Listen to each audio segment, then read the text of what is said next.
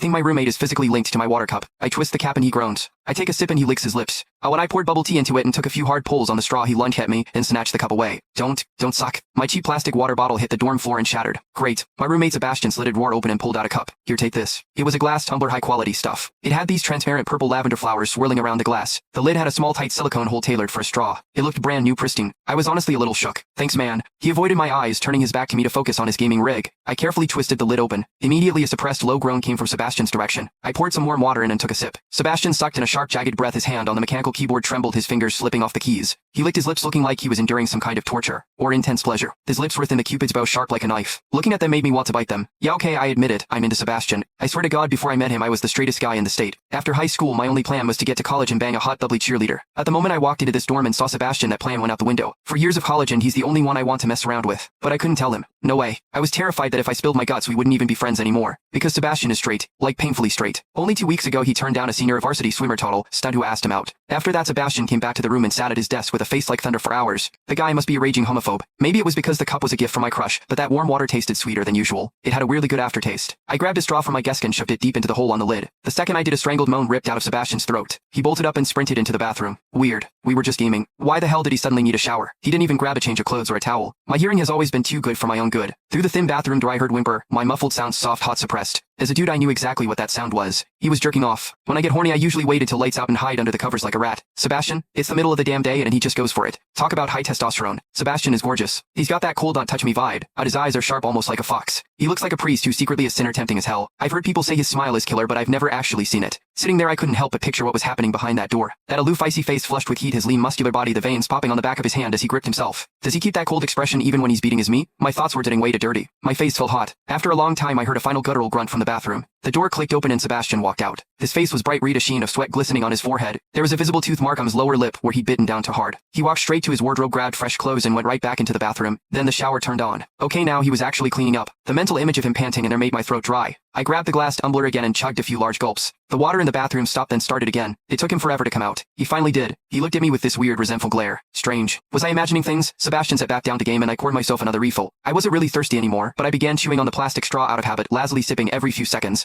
The AC was blasting, freezing the room, but the glass cup felt intermingle warm in my hand, vibrating almost. Suddenly Sebastian shot up and rushed back into the bathroom. My jaw dropped and the straw fell out of my mouth. He'd only been resting for 10 minutes. He's going again? With that kind of frequency? Jesus, even if he can handle it, his future girlfriend is going to be walking funny for a week. Another long session passed. Sebastian emerged. This time the corners of his eyes were stained crimson, his breathing was heavy and ragged. He usually buttons his shirt all the way to the top like a nun, but now the buttons weren't done. His collar hung loose over his collarbone and the skin around his Adam's apple was flush with pink. I stared. I couldn't look away. Beautiful people looked.